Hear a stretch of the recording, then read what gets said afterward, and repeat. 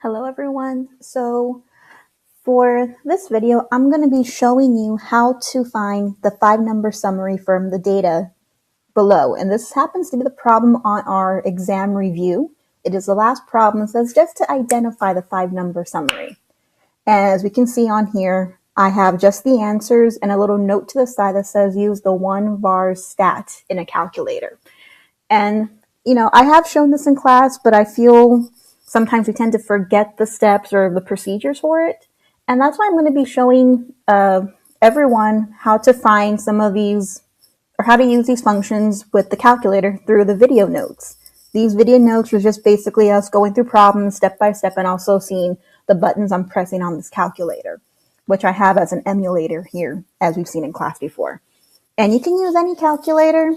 I highly prefer the 83 or the 84 because they are probably the most easiest to use for statistics.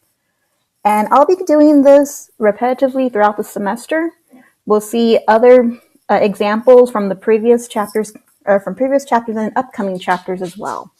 And for this, we're just going to go through identifying a list and then using the var stat button from here.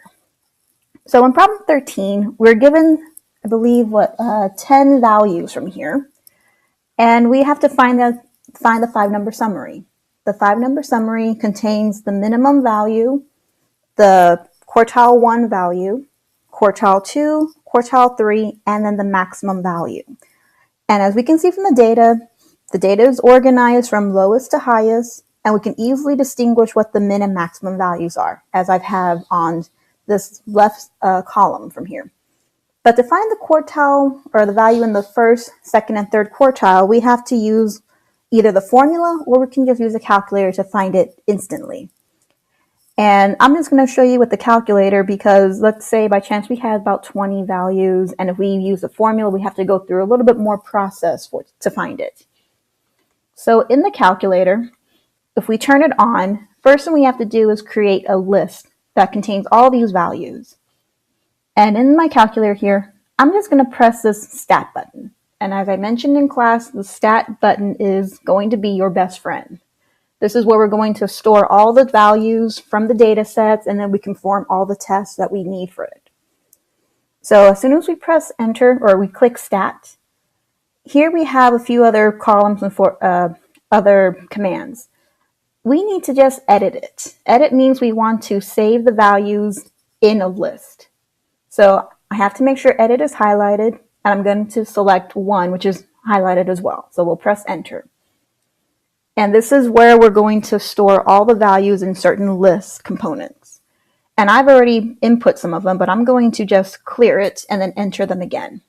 So if you already have existing data values and you want to clear it, use the arrow key. Go up until the L1 is highlighted. And what we're going to do is we're going to press clear and then enter. And this will delete all existing data values. And now what we're going to do is we're just going to enter all the values in. So I'll put 1, I'll put 7224, 8709, 10060, 9, 25,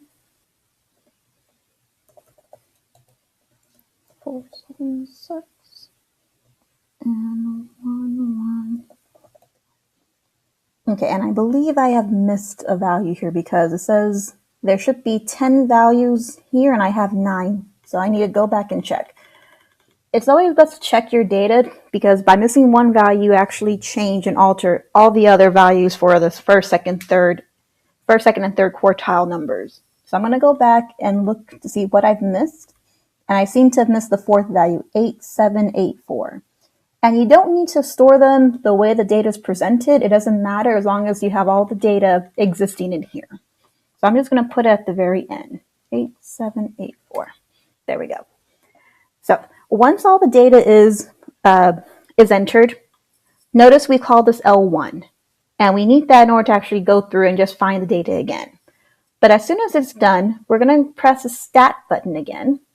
All the data is already saved, so we do not need to go to edit. Instead, we're going to go to this calc command.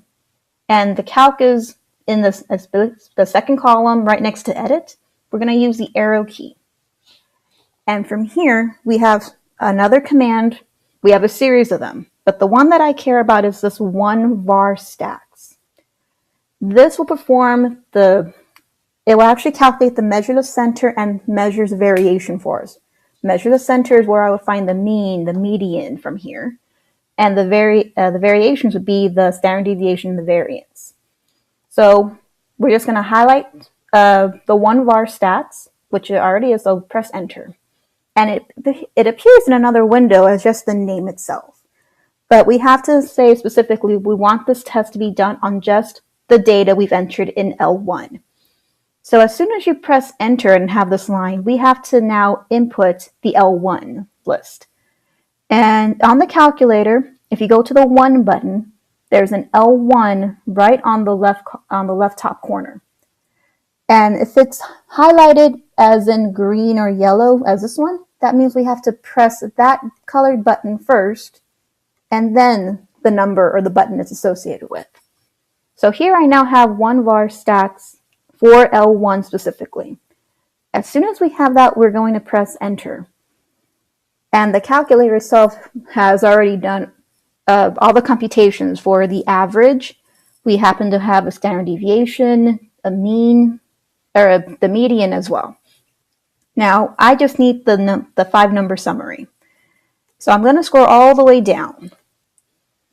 And on the very last 5 values, we have min x, q1, med, which is median, q3, and then the max x value.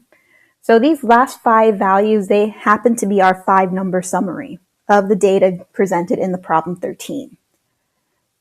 And this was actually quite easier to do. I mean, we can already see the min and maximum values. They do match from the data presented. And the values for in the first quartile, the second quartile, and the third quartile, they're already given from here. So we didn't have to compute anything from here. It's just a matter of entering the data and then just recording it from here on out.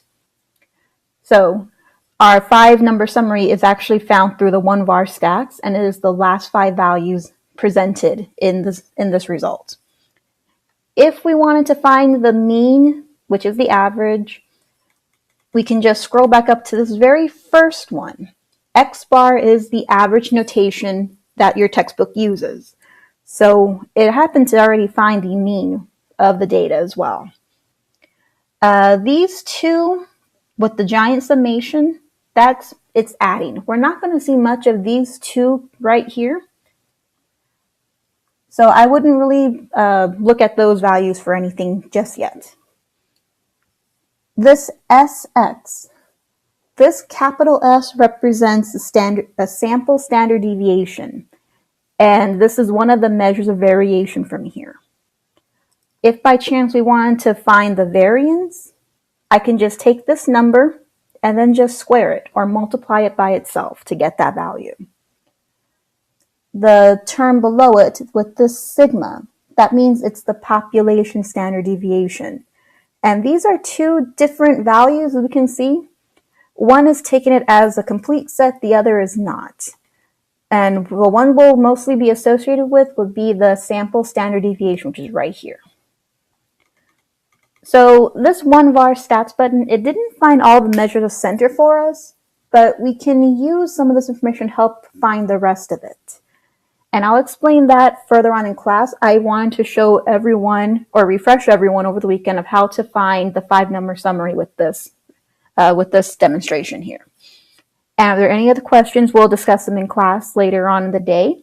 But for now, just practice going through entering data in a list and then finding the 5-number summary from here. So, good day, everyone. I'll see y'all in class.